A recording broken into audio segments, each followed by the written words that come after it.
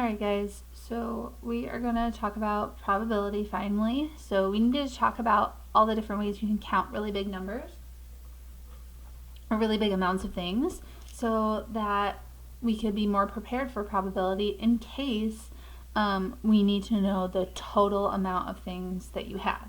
Okay, so we're going to talk about three different types of probabilities, just probability in general, the probability of multiple events, and then conditional probability, so the probability of something happening given that something else has already happened. So I'm not going to do all the problems in here, but I'm going to go over a few of them.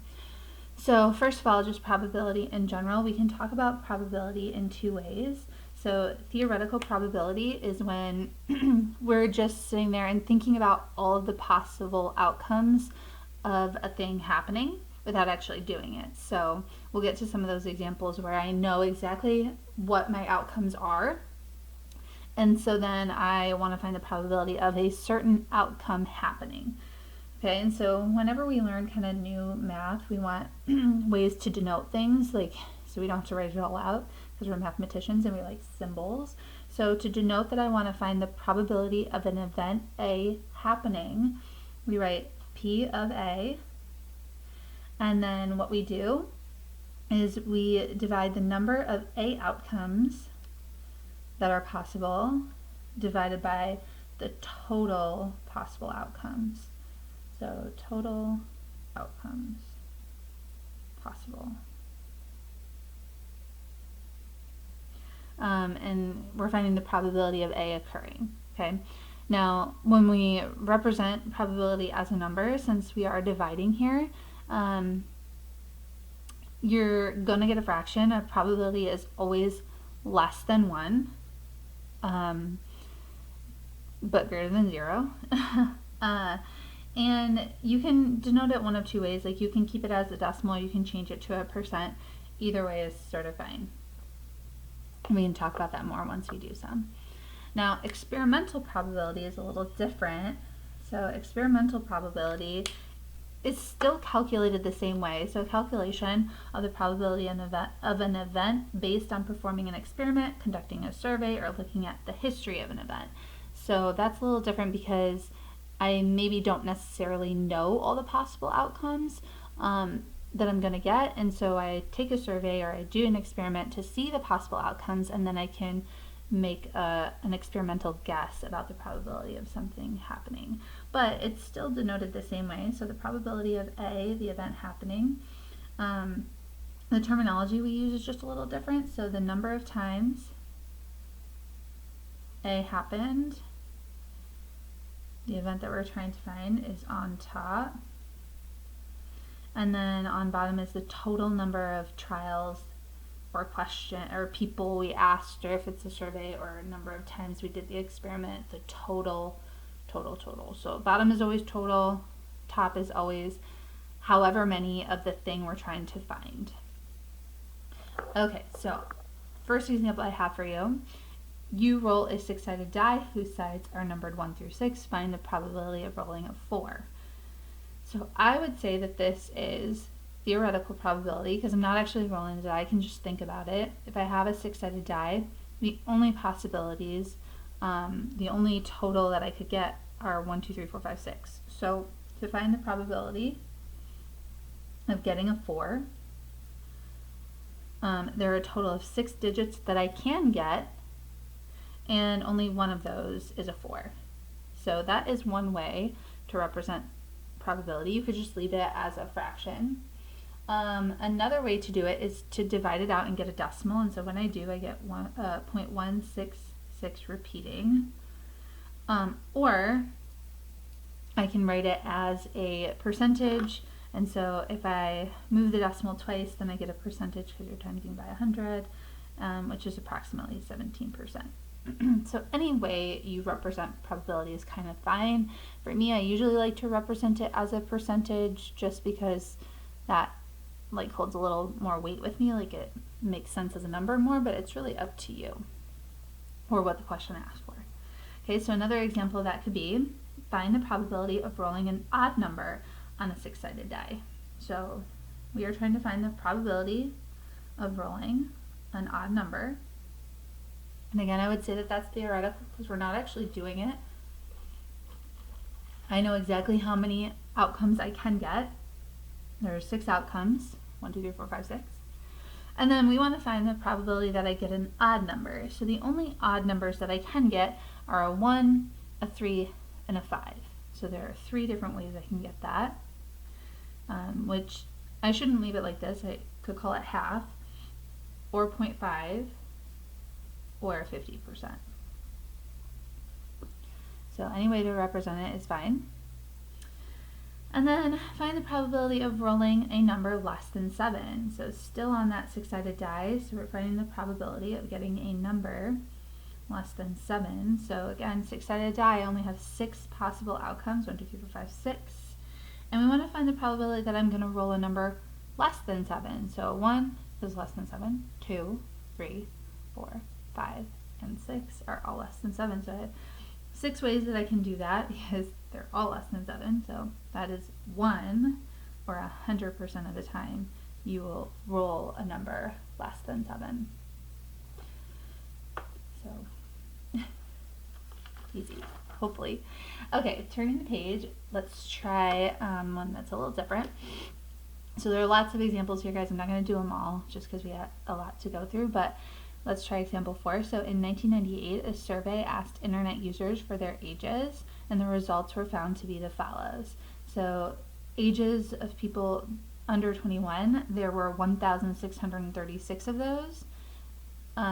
Between 21 and 40, 6,617 people. So it was just a survey. It just said, how old are you? And they surveyed that many people.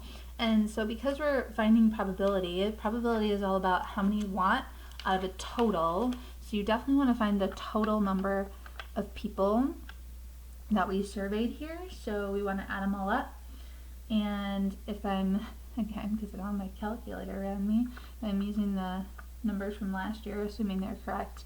There were 12,443 people surveyed by adding up all those numbers. So 1,636, 600, or 6,617, so on and so forth. So then, if I want to find the probability that a selected internet user is at most 20 years old, the probability of at most 20 years old.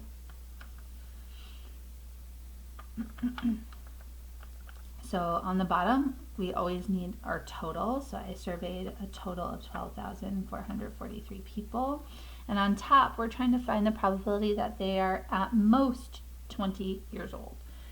So at most 20 years old means that you are no older than that. So we need to pick the 1,636 people that were under 21. And so, I mean, for me, I'm probably not going to reduce that because it's such a big number. I'm probably just going to divide it, get a decimal.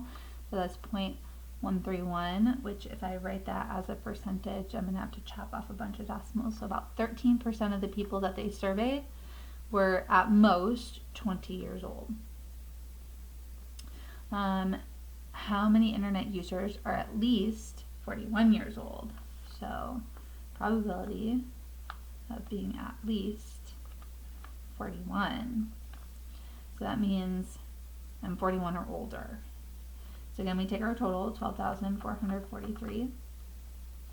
Now, if I'm 41 or older, I fit into that first category of the 3,693 people, but I could have been in that second category because I just have to be at least 41, so like older than that. So it could also be the 491 people. And it could also be that 6 people that were over 80. So you kind of need all those people added up. So you're going to want to add first and then divide by that total. And when I do and divide it out, I got 0.337.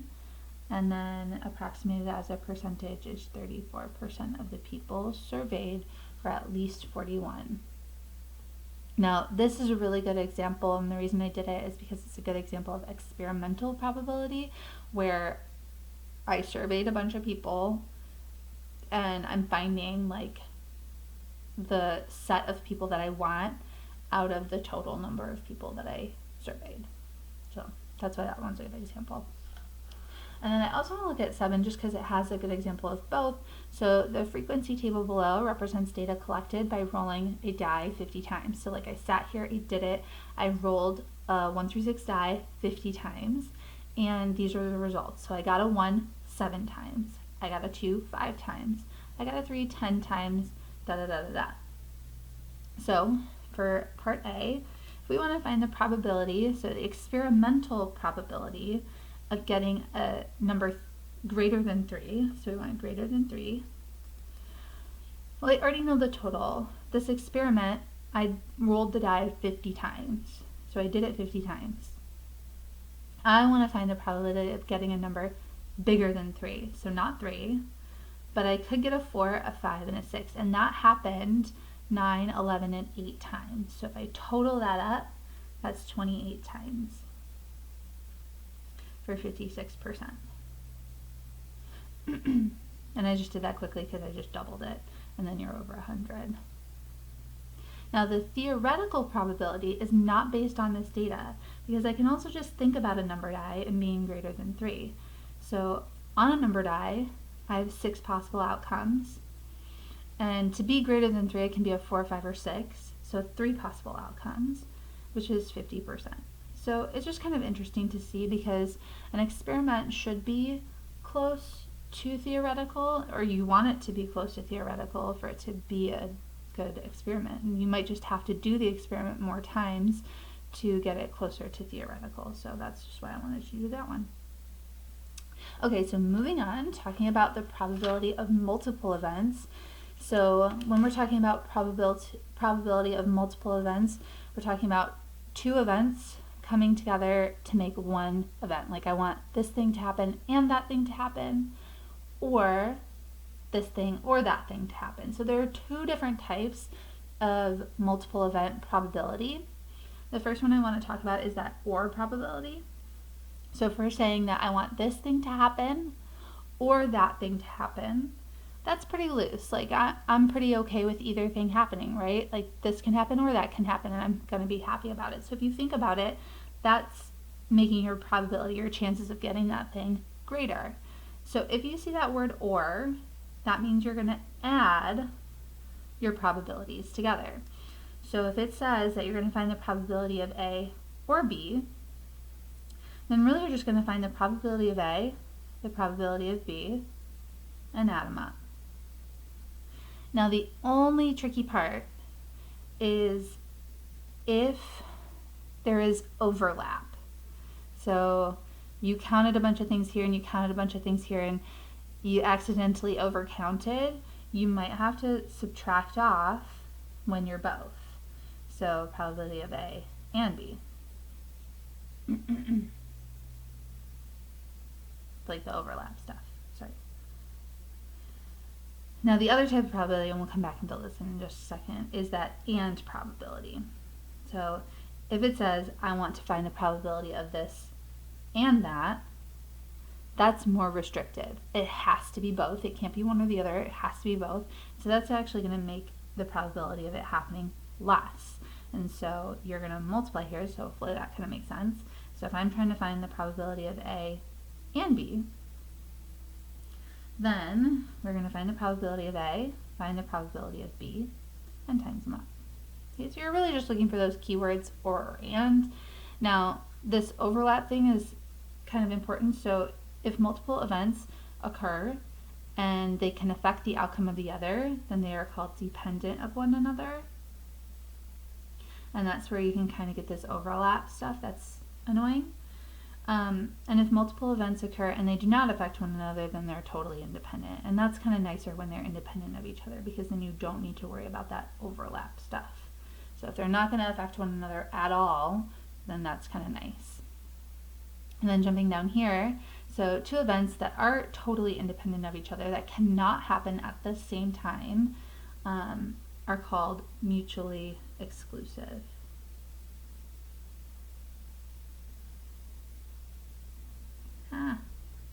So if the probability of A and B are mutually exclusive, so they cannot happen at the same time, that's really good. We don't worry about that overlap at all because it doesn't exist, because your probability is 0.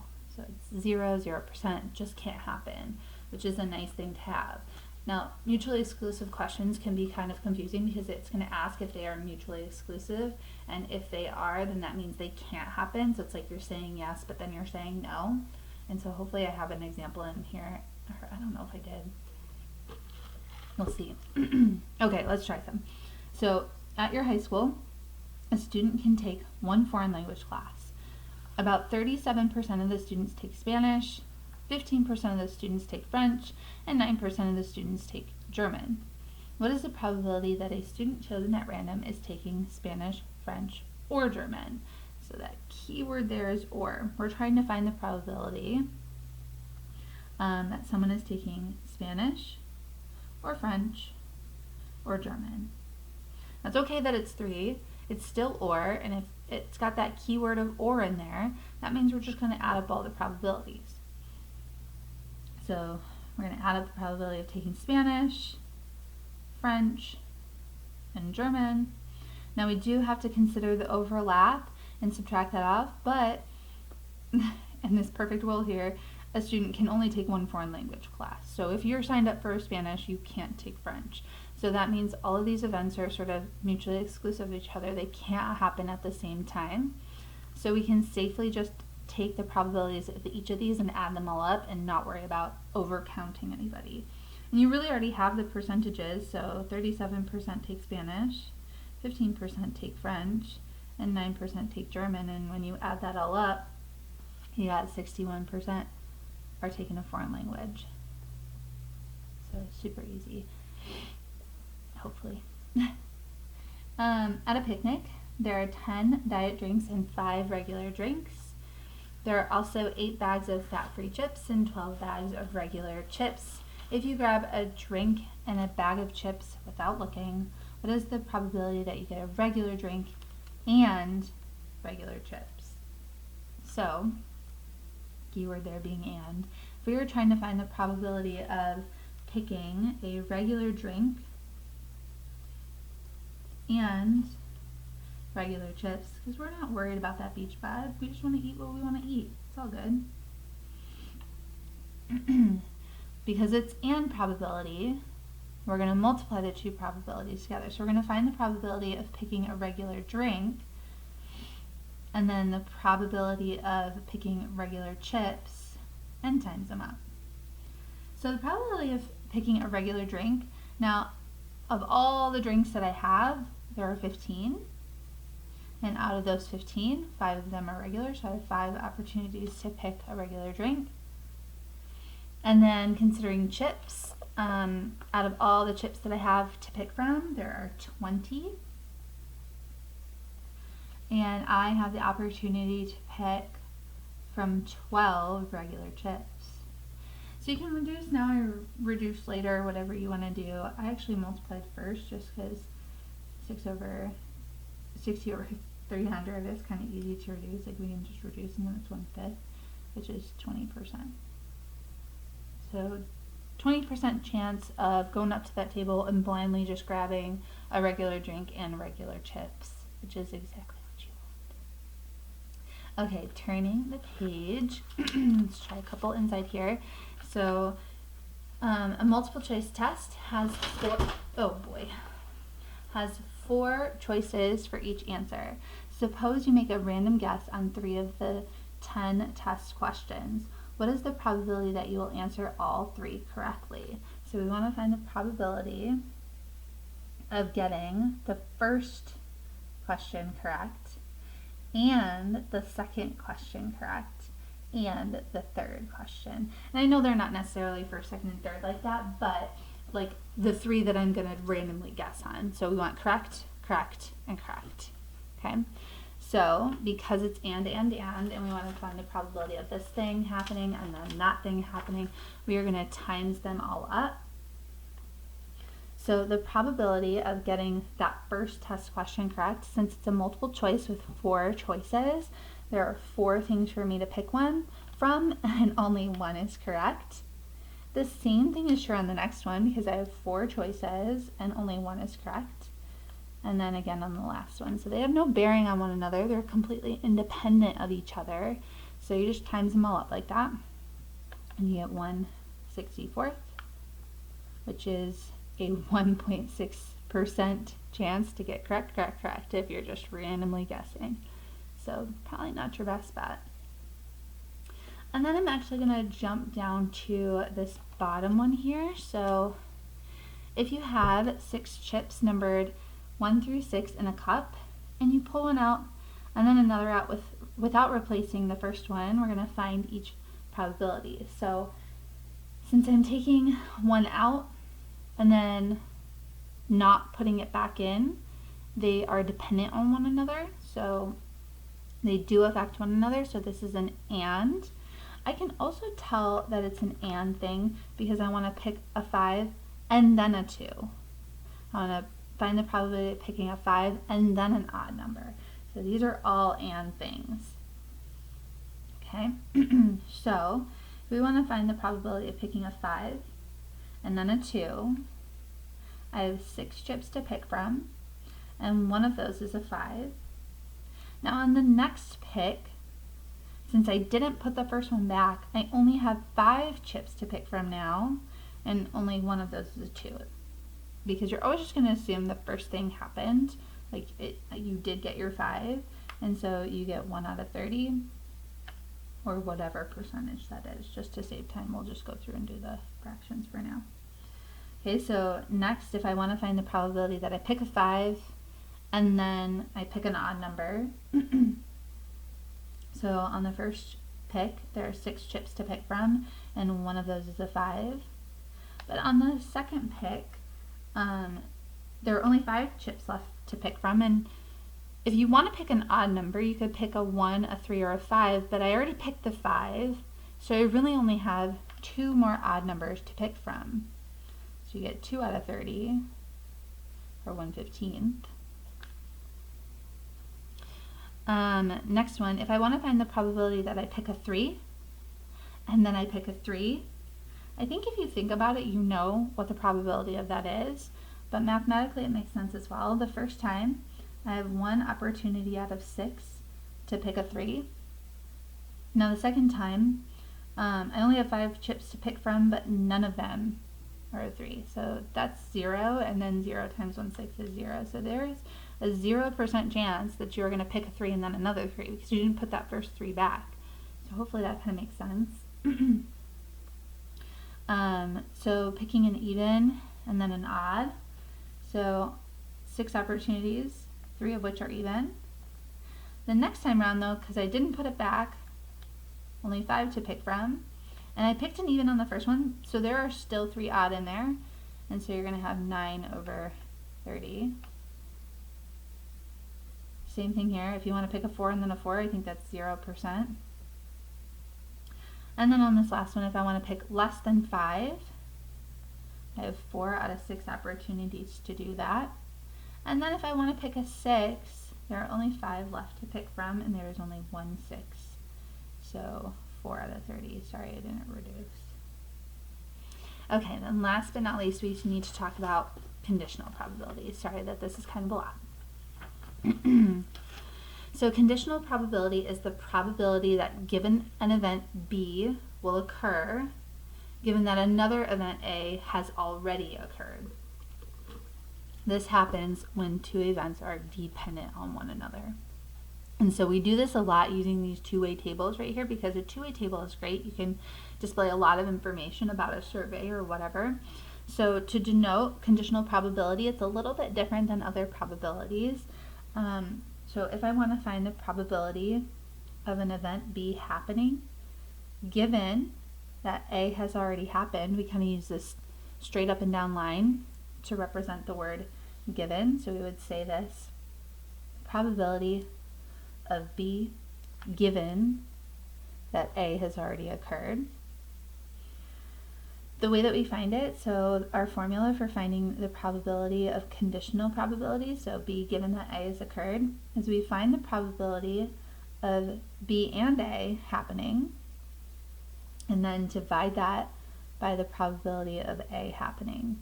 Now there's lots of different ways we can kind of go about this with our two-way tables or also with a tree chart. So we're going to look at kind of both of those.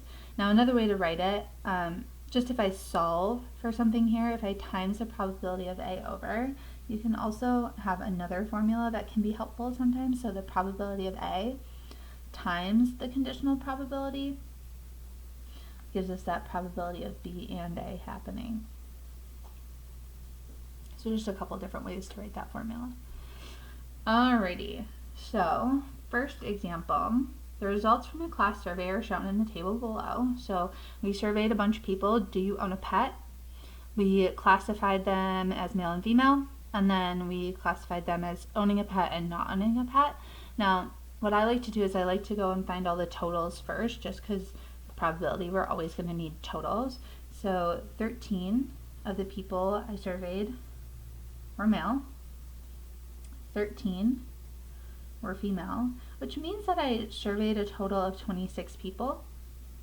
Now it should work the other way too, like out of all the people that I surveyed, 14 did own a pet and 12 did not, which is also the total 26 people that I had.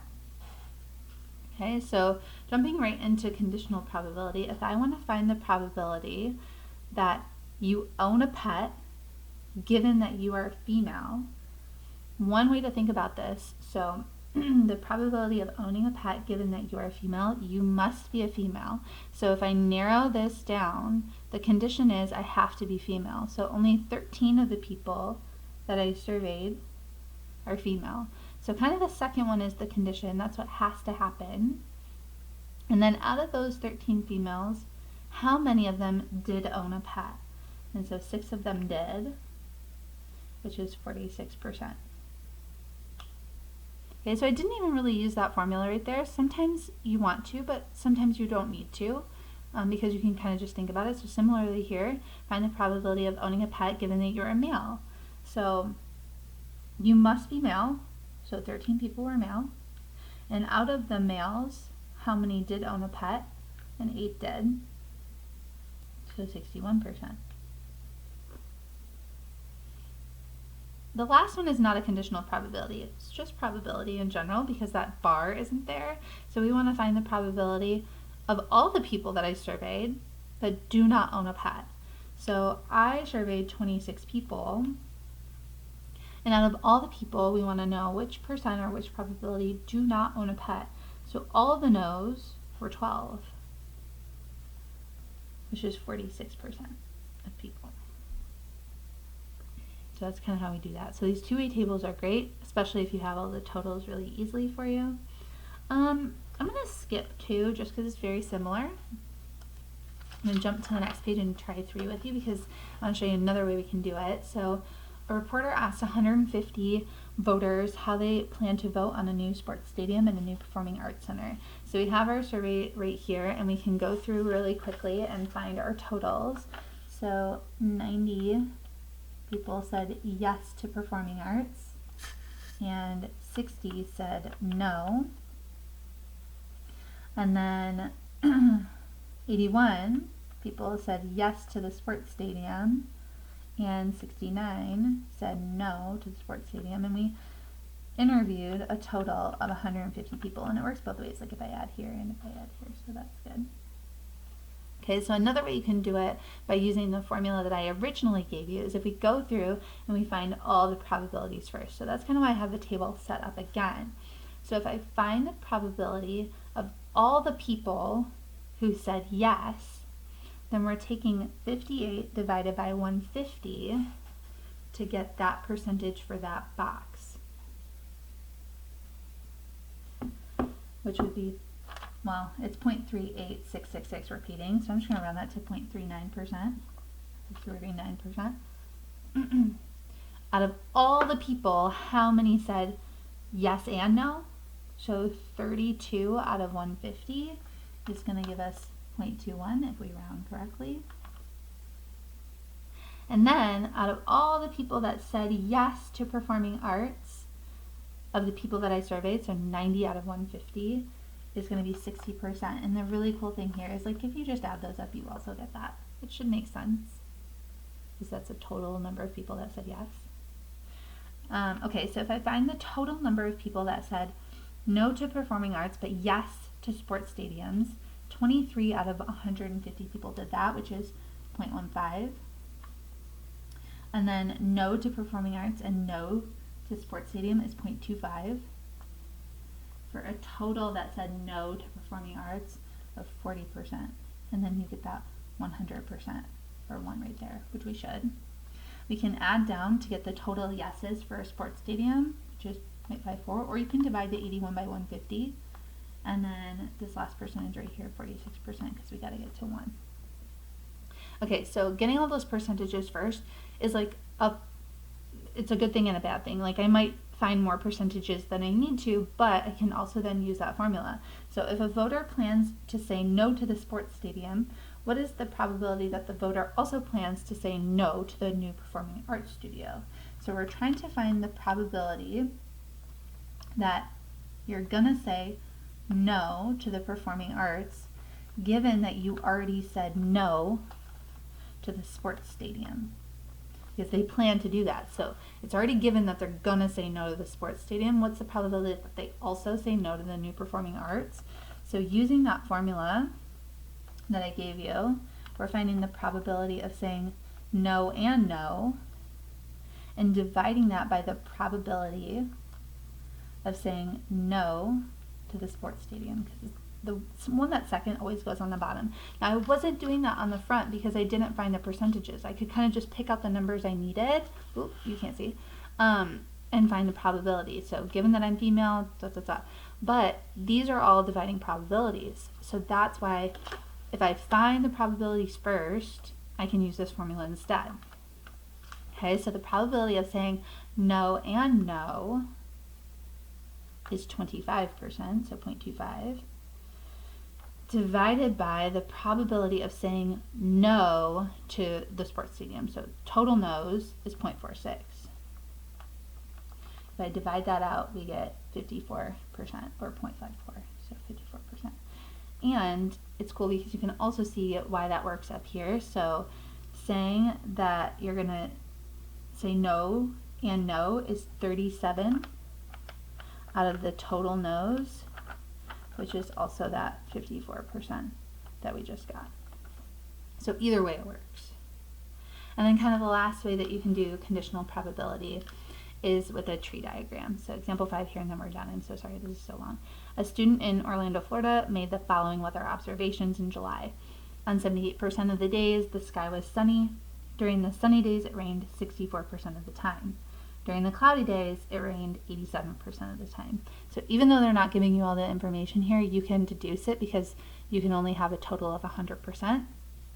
So if we make our tree diagram to represent sort of the situation here, using S for sunny, C for cloudy, R for rainy, and N for no rain, on a given day, you can be sunny or cloudy. And they told me that 78% of the days it was sunny, so 0.78. Which means that since 0.78% of the days were sunny, the other percent, so 2, because I gotta add up to 100, were cloudy. You can only be one or the other. And then during the sunny days, it rained 64% of the time.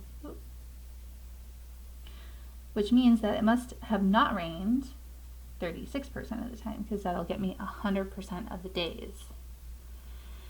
And then during the cloudy days, it rained 87% of the time. So rained 87%, which means that it did not rain 13% of the time.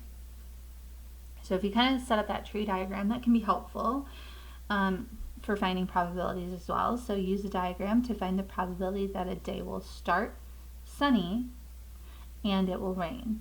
So the key word there being and remembering from our multiple events, we want to be sunny and rainy, and when it's and, we multiply. So 0.78 times 0.64 will get me that percentage of 0.499, so approximately 50% of the time. Alright guys, I have a big probability review for you, and then we can talk about it next week. Hopefully it goes okay. Good luck.